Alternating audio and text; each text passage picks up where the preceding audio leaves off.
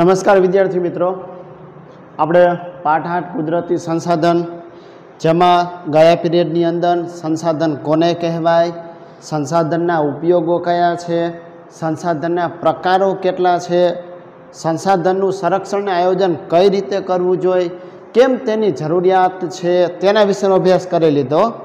હવે આપણે એક નવા મુદ્દાની શરૂઆત કરીએ અને જે છે જમીન નિર્માણ.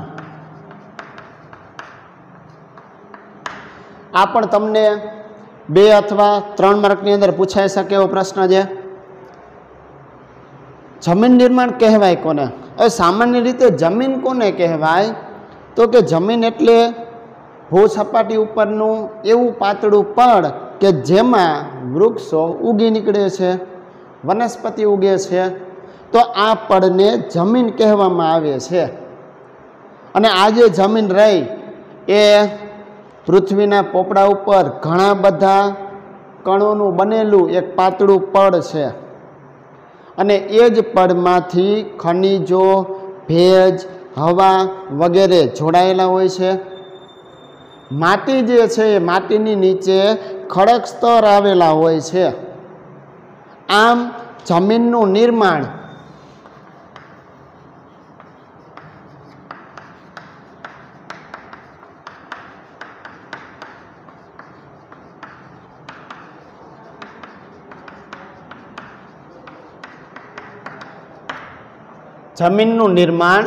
માટીની નીચે જે ખડકો આવેલા છે એ ખડકોના ખવાણ અને ધોવાણ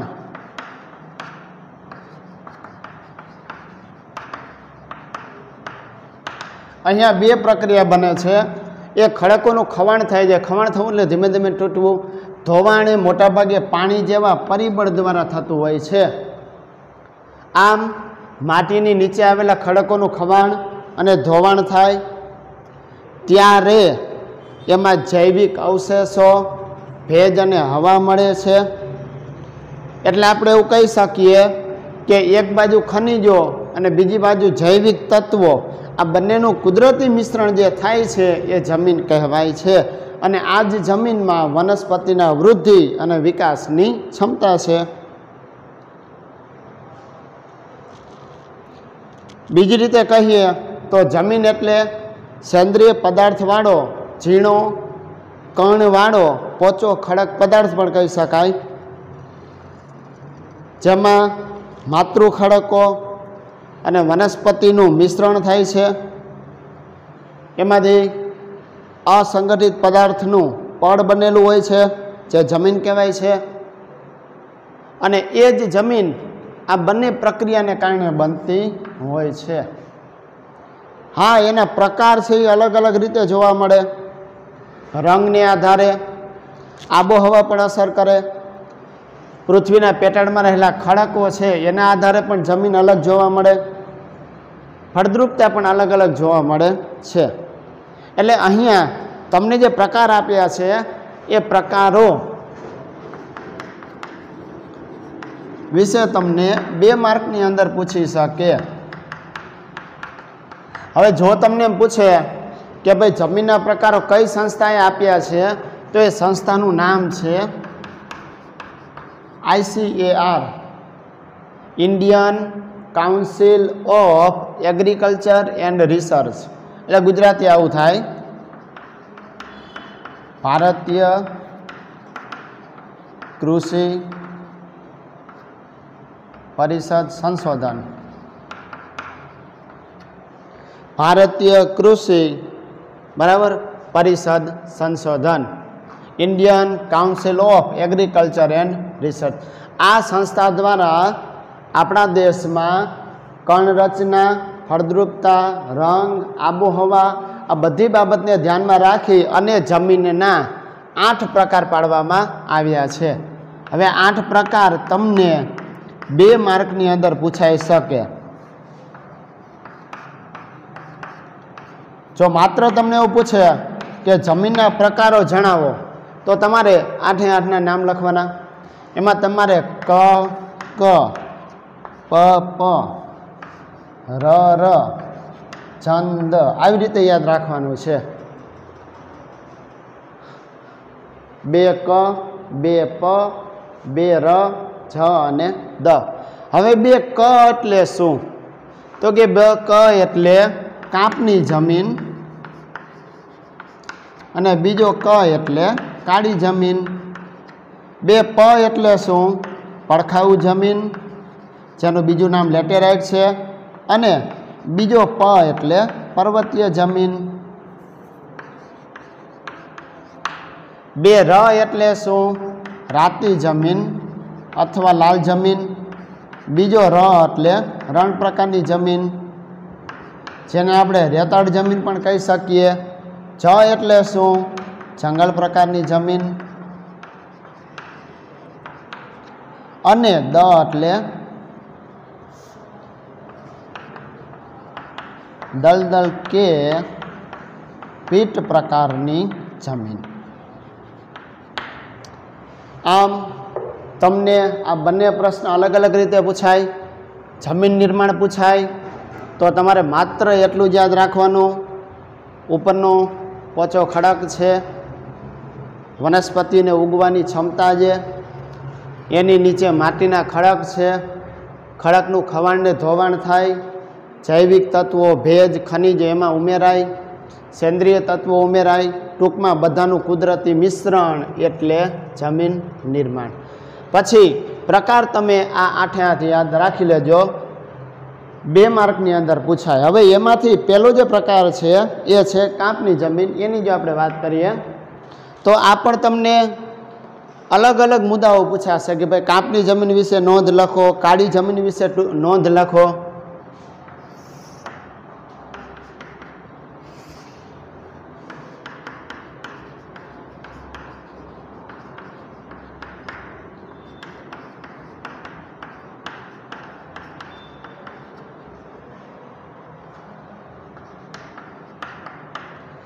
સૌથી પહેલાં શું? કુલ ક્ષેત્રફળના 43% ક્ષેત્રફળ એવો છે કે જ્યાં કાપની જમીન આવેલી છે।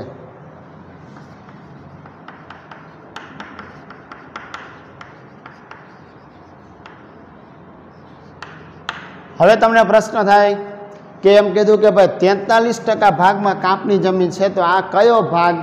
તો તમારે યાદ રાખવાનું ઉત્તર ભારતનું મેદાન આખે આખું। હવે આ ઉત્તર ભારતનું મેદાન છે એ ક્યાંથી ક્યાં સુધી છે? તો કે પશ્ચિમમાં સતલુજ નદીથી પૂર્વમાં બ્રહ્મપુત્ર નદી સુધી। ટૂંકમાં પંજાબ હરિયાણાથી શરૂ કરી અને છેક બાંગ્લાદેશ સુધી, પશ્ચિમ બંગાળ સુધી જે ઉત્તર ભારતનું મેદાન આવેલું છે, બરાબર, પંજાબ, હરિયાણા, દિલ્હી, ઉત્તર પ્રદેશ, બિહાર આ બધા રાજ્ય આવી જશે। તો એ આખે આખો પ્રદેશ કે જ્યાં કાપની જમીન છે। મતલબ એવો થયો કે જો તમને નકશાની અંદર પૂછાય, આ પાઠમાંથી એક વિગત પૂછાશે નકશામાં, અને વિગતે આ રીતે પૂછાય કે ભાઈ કાપની જમીન ધરાવતો પ્રદેશ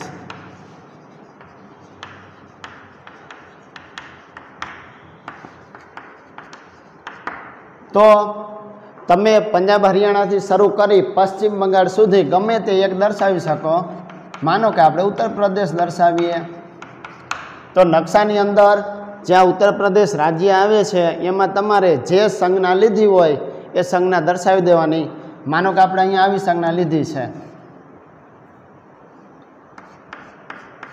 તો આ પ્રકારની સંજ્ઞા તમારે ઉત્તર પ્રદેશ રાજ્યમાં દર્શાવવાની, એટલે તમને નકશાની એક જે માર્ક છે, ગુણ છે એ મળી જાય। ક્યાં આવેલી છે? તો કે ઉત્તર ભારતનું મેદાન, જેને આપણે ગંગાનું મેદાન પણ કહી શકીએ।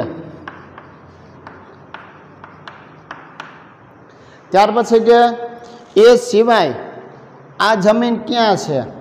તો કે દક્ષિણ ભારતમાં જે નદીઓ વહે છે, જેવી કે કૃષ્ણા, કાવેરી, ગોદાવરી, મહાનદી, આ ચારે ચાર નદીઓનો જે મુક્ત ત્રિકોણ પ્રદેશ બંગાળાની ખાડી બાજુ આવેલો છે, તો આ ચારેય નદીના મુક્ત ત્રિકોણ પ્રદેશમાં પણ કઈ જમીન જોવા મળે? તો કે કાંપની જમીન જોવા મળે છે. હવે કે આ જમીનનું નિર્માણ કેવી રીતે થયું? તો કે નદીઓ જ્યારે વહે છે ત્યારે પોતાની સાથે કાંપ લઈને આવે છે. જેમ જેમ આ કાંપ છે એ જમા થતો જાય એમ આ જમીનનું નિર્માણ થયું છે. આ જમીનમાં કેટલાક તત્વ જોવા મળે, જેમ કે પોટાશ, ફોસ્ફરિક એસિડ, ચૂનાનું પ્રમાણ વધારે હોય, જ્યારે નાઇટ્રોજનનું પ્રમાણ ઓછું હોય. હવે નાઇટ્રોજનનું પ્રમાણ જે ઓછું છે એ વધારવા માટે શું કરવું પડે? તો કે કાંપની જમીનમાં જો કઠોળનું વાવેતર કરવામાં આવે તો કઠોળના વાવેતર દ્વારા નાઇટ્રોજનનું પ્રમાણ જે ઓછું છે એ વધારી શકાય. ત્યાર પછી કે મોટા ભાગે કાંપની જમીન હોય ત્યાં ઘઉં, ચોખા, શેરડી, શણ, કપાસ, મકાઈ, તેલીબિયા આવા જે પાક હોય એ લેવામાં આવે છે. એટલે તમે આટલું યાદ રાખી શકો. 43% ભાગ ઉત્તર ભારતનું મેદાન, પશ્ચિમમાં સતલુજથી પૂર્વમાં બ્રહ્મપુત્ર સુધી એને ગંગાનું મેદાન કહેવાય. દક્ષિણ ભારતમાં કૃષ્ણા, કાવેરી, ગોદાવરી, મહાનદીનો મુક્ત ત્રિકોણ પ્રદેશ. ત્યાર પછી નદીઓના પાણીના લીધે કાંપ જમા થાય, જમીનનું નિર્માણ થાય. એમાં પોટાશ, ફોસ્ફરિક એસિડની વધારે હોય, નાઇટ્રોજન ઓછું હોય. નાઇટ્રોજનનું પ્રમાણ વધારવું હોય તો શું કરવું પડે? કઠોળનું વાવેતર. અને છેલ્લા કયા પાક લેવામાં આવે છે? હવે અહીંયા જો તમને આ નકશો આપેલો છે અને આ નકશાની અંદર અલગ અલગ તમને સંજ્ઞા, પણ આમાં સંજ્ઞાને બદલે કલરનો ઉપયોગ કર્યો છે. તો એ કલર પ્રમાણે તમે જોઈ શકો છો કે આ જે પીળો કલર આપેલો છે એ આખે આખો શું દર્શાવે છે? તો કે આ પીળો કલર એ કાંપની જમીન દર્શાવે છે. એ જ રીતે કે ભાઈ કાળો કલર જે છે આ શું દર્શાવે છે? તો કે એક કાળી જમીન દર્શાવે છે. પછી રાતી જમીન તમને આપેલી છે કે ભાઈ અહીંયા છે પૂર્વ ભારતના રાજ્યમાં, એ સિવાય અહીંયા છત્તીસગઢ ને ઓડિશા ને આંધ્રપ્રદેશ ને ત્યાં પણ રાતી જમીન છે. લેટેરાઇટ જમીન ક્યાં છે? તો કે મોટા ભાગે આજે આપણે પશ્ચિમ ઘાટ કહેવાય એ પશ્ચિમ ઘાટમાં લેટેરાઇટ જમીન છે. પર્વતીય જમીન તો કે પર્વતીય જમીન જે રહી એ જમ્મુ કાશ્મીર એટલે કે શ્રીનગર ને લદ્દાખ આપણે લઈ શકીએ. રણ પ્રકારની જમીન એ જે રાજસ્થાનનો રણ પ્રદેશ છે ત્યાં વધારે જોવા મળે છે. એમ તો રણ પ્રકારની જમીન આપણે ગુજરાતમાં કચ્છમાં પણ આવેલી છે, પણ જે જમીન જ્યાં વધારે પ્રમાણમાં હોય એ તમને નકશામાં આપેલી હોય. બીજું કે નકશામાં તમને અલગ અલગ જે રાજ્ય બતાવ્યા છે તો તમારે બધાય દર્શાવવાના હોતા નથી. એમાંથી કોઈ પણ એક જ રાજ્ય તમારે દર્શાવવાનું હોય. હવે આપણે રાતી અથવા લાલ જમીનની વાત કરી લઈએ.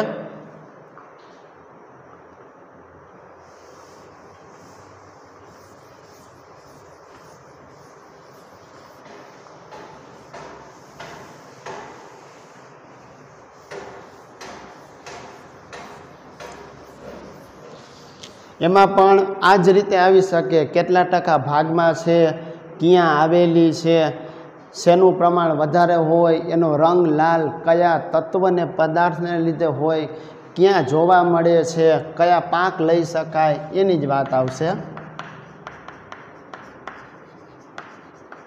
રાતી અથવા લાલ જમીન. હવે અહીંયા જેમ કીધું કે કુલ ક્ષેત્રફળના 43% ભાગમાં છે, તો આમાં આપણે લખશું કુલ ક્ષેત્રફળના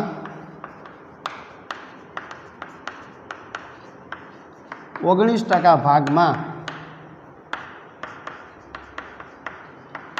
રાતી જમીન છે.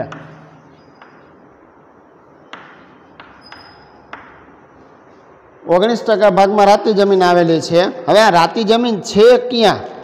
તો કે તમિલનાડુથી માંડી અને ઉત્તરમાં બુંદેલખંડ સુધી. એટલે અહીંયા દક્ષિણમાં આપણે લખીએ, દક્ષિણમાં તમિલનાડુથી માંડી ઉત્તરમાં બુંદેલખંડ, જે અત્યારે વાત કરીએ તો છત્તીસગઢ, ઝારખંડ, બરાબર, એની આજુબાજુનો જે વિસ્તાર છે બુંદેલખંડ કહેવાતો હતો. ચંદેલ વંશના રાજાઓની રાજધાનીનું નગર હતું. ઉત્તરમાં બુંદેલખંડ સુધી. પછી આપણે જો વાત કરીએ કે પૂર્વમાં, બરાબર, તો પૂર્વમાં એ અરુણાચલથી લઈ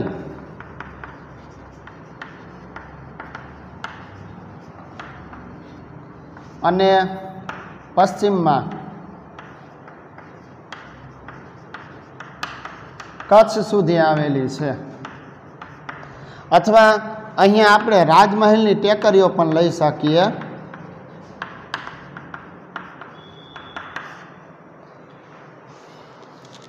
પૂર્વમાં રાજમહેલની ટેકરીઓથી લઈ અને પશ્ચિમમાં કચ્છ સુધી આ રાતી જમીન આવેલી છે. એ સિવાય રાજસ્થાનના કેટલાક જિલ્લાઓમાં પણ આ રાતી જમીન છે. આ જમીનનો રંગ ફેરિક ઓક્સાઇડની હાજરીને કારણે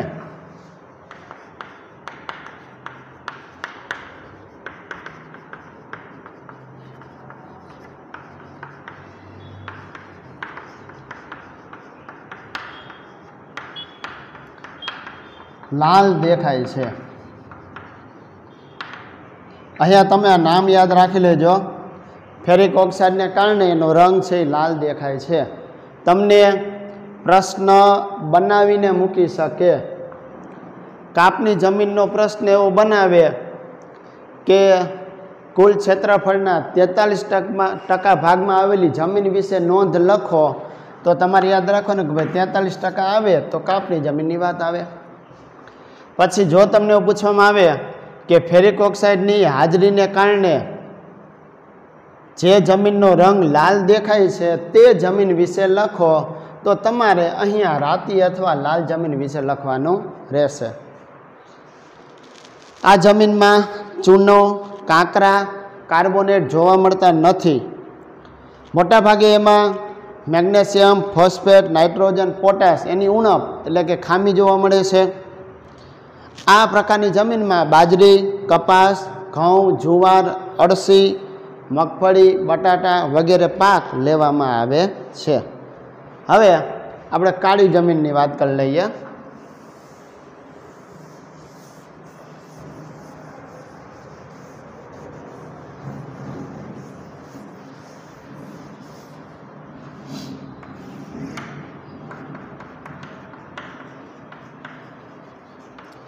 કાળી જમીન અથવા એને રેગુર કહેવાય, અથવા એને કપાસની જમીન કહેવાય.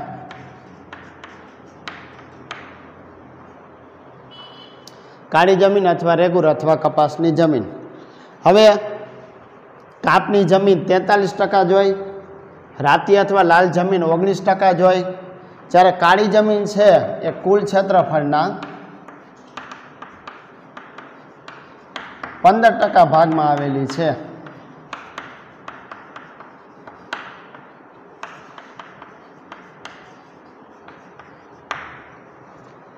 જે રીતે આપણે જોયું હતું કે ભાઈ કાળી જમીન કાપની જમીન ક્યાં છે, રાતી જમીન ક્યાં છે, એ જ રીતે કાળી જમીન ક્યાં આવેલી છે, તો કે મોટા ભાગે આખું મહારાષ્ટ્ર, મધ્યપ્રદેશનો પશ્ચિમ ભાગ, આંધ્રપ્રદેશ અને કર્ણાટક ઉપરાંત ગુજરાત કે જ્યાં કાળી જમીન આવેલી છે. એટલે કે જો તમને પૂછવામાં આવે કે કાળી જમીન ધરાવતો એક પ્રદેશ જણાવો, તો અહીંયા જે હું રાજ્યના નામ લખું છું આ રાજ્યમાંથી તમે કોઈ પણ એક રાજ્ય દર્શાવી શકો કે જ્યાં કાળી જમીન આવેલી છે. બધાય દર્શાવવાની જરૂર નથી. માનો કે તમે ખાલી ગુજરાત દર્શાવી દો કે કાળી જમીન ધરાવતો એક પ્રદેશ ગુજરાત, તો પણ તમને નકશાનો 1 માર્ક મળી જાય. હવે ગુજરાતમાં કયા જિલ્લામાં વધારે છે, તો કે સુરત, ભરૂચ, નર્મદા, વડોદરા, તાપી, ડાંગ. આ એવા જિલ્લા કે જ્યાં કાળી જમીન વધારે છે. આ જમીનનું નિર્માણ લાવાયુક્ત જે ખડકો કહેવાય એના કારણે બન્યું છે. એમાંય દક્ષિણમાં જે લાવારસ પથરાયો તો દક્ષિણ ભારતમાં આ જમીન છે એ વધારે જોવા મળે છે. આ જમીનમાં ચૂનો, કેલ્શિયમ, લોહ, પોટાશ, એલ્યુમિનિયમ કાર્બોનેટ આનું પ્રમાણ વધારે જોવા મળે છે. એની ફળદ્રુપતા પણ સારી છે. સૌથી વધારે ભેજનો સંગ્રહ પણ એ કરી શકે છે. જ્યારે એમાં ભેજ સુકાઈ જાય ત્યારે ફાટ કે તિરાડ પડે છે. અને આ જમીન એ કપાસના પાક માટે સૌથી વધારે અનુકૂળ છે, માટે એને કપાસની જમીન પણ કહેવાય છે. આ જમીનમાં કપાસ, અળસી, સરસવ, મગફળી, તમાકુ વગેરે પાક લેવામાં આવે છે. ચાલો પછી હવે આપણે વાત કરીએ લેટેરાઇટ અથવા તો પડખાઉ જમીનની.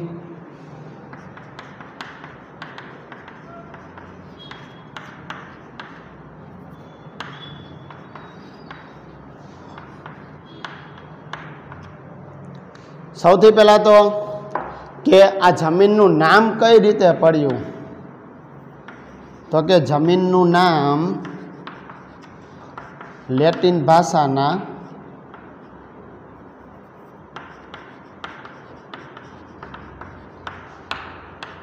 લેટર શબ્દ ઉપરથી પડ્યું.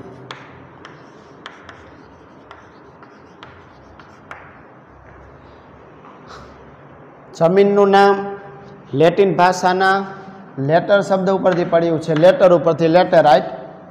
હવે આ લેટર શબ્દનો અર્થ શું થાય?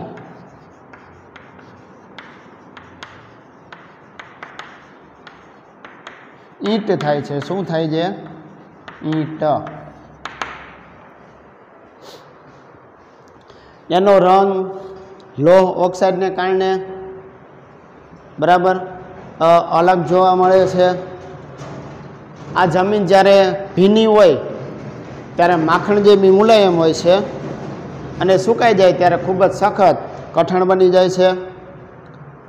સૂકી અને ભેજવાળી આબોહવા હોય, રેતી મિશ્રિત પદાર્થો જ્યાં જોવા મળતા હોય ત્યાં આ જમીનનું નિર્માણ થાય છે. ભારતમાં જે દ્વીપકલ્પીય ઉચ્ચ પ્રદેશ છે ત્યાં વધારે જમીન આવેલી છે. મોટાભાગે આ જમીનમાં લોહ તત્વ, પોટાશ, એલ્યુમિનિયમ વધારે જોવા મળે છે. ફળદ્રુપતા ઓછી જોવા મળે છે. પણ તેમાં જો ખાતર નાખવામાં આવે તો આપણે કપાસ, ડાંગર, શેરડી, ચા, કોફી, રાગી એટલે એક પ્રકારનું તૃણધાન્ય છે, એનું આપણે વાવેતર કરી શકીએ. અને આ જમીનનું બીજું નામ છે પડખાઉ જમીન. ઓકે, ત્યાર પછી આપણે રણ પ્રકારની જમીનની વાત કરી લઈએ.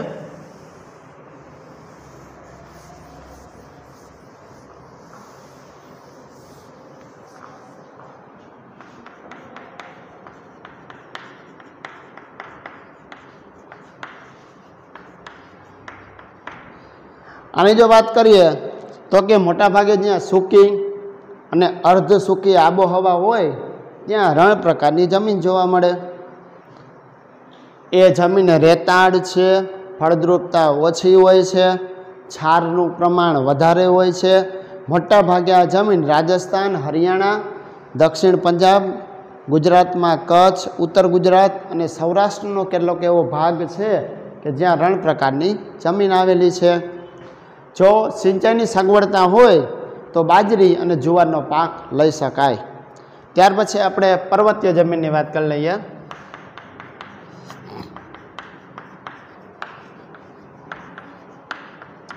પર્વતીય જમીન હિમાલયના ઢોળા ઉપર જોવા મળે છે.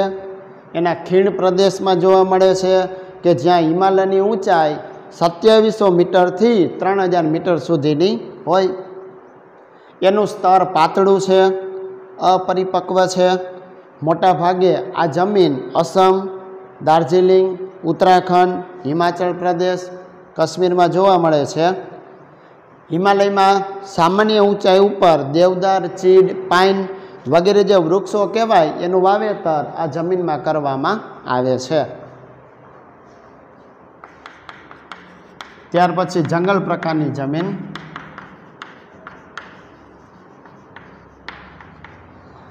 આ જમીન પણ હિમાલયના શંકુદ્રુમ જંગલોમાં કે જ્યાં હિમાલયમાં ઊંચાઈ 3000 મીટરથી 3100 મીટરની હોય ત્યાં આવેલી છે.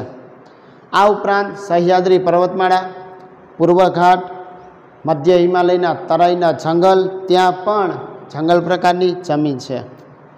વૃક્ષોના પાંદડા ખરી જાય એ પાંદડાથી જમીનની સપાટી ઢંકાયેલી હોય છે અને આ જ પાંદડા સડી જાય એમાંથી સેન્દ્રિય દ્રવ્યોનું પ્રમાણ વધે છે. માટે આ જમીનનો ઉપરનો ભાગ કાળો હોય છે અને જેમ જેમ આપણે એના તળમાં નીચે ઉતરીએ તો એનો રંગ છે એ ભૂરો કે લાલ થઈ જાય છે. મોટાભાગે ચા, કોફી, તેજાના, ઘઉં, જવ, ડાંગર વગેરે પાક લેવામાં આવે છે. જમીન બહુ ઓછા પ્રમાણમાં જોવા મળે છે. ત્યાર પછી દલદલ કે પીટ પ્રકારની જમીન. આ જમીન ભેજવાળા વિસ્તારમાં જૈવિક પદાર્થો ભેગા થાય એમાંથી બને છે. વર્ષા ઋતુ દરમિયાન આ જમીન પાણીમાં ડૂબેલી હોય છે. પાણી ઓસરી જાય પછી એમાં ડાંગરની ખેતી કરવામાં આવે છે. આ એવી જમીન છે જેમાં જૈવિક પદાર્થ છારનું પ્રમાણ વધારે હોય છે, ફોસ્ફેટ અને પોટાશનું પ્રમાણ ઓછું જોવા મળે છે. આ જમીન મોટાભાગે ઓડિશા, પશ્ચિમ બંગાળ, તમિલનાડુના કિનારાનો પ્રદેશ, ઉત્તર બિહારનો મધ્ય ભાગ, ઉત્તરાખંડનો અડમોલા જિલ્લા કે જેમાં આ જમીન જોવા મળે છે અને આ જમીનનું પ્રમાણ પણ બહુ ઓછું જોવા મળે છે. આજે આપણે આટલું રાખીએ. નેક્સ્ટ પીરિયડમાં જમીન ધોવાણ, ભૂમિ સંરક્ષણની વાત કરીશું. હવે અહીંયા તમે જે 8 પ્રકાર જોયા, આ 8 પ્રકારમાંથી વધારે પૂછાવાની શક્યતાવાળા કયા? એક કાપની જમીન વિશે વધારે પૂછાય, એક કાળી જમીન વિશે વધારે પૂછાય અને ત્રીજું રાતી અથવા લાલ જમીન. આ 3 પ્રકાર વિશે તમારે વધારે તૈયારી કરવાની. પ્લસ નકશાની અંદર પણ આ 8 જમીનમાંથી એકાદી જમીન વિશેની વિગત તમને પૂછી શકે. હોમવર્કમાં પરીક્ષાની તૈયારી કરવી.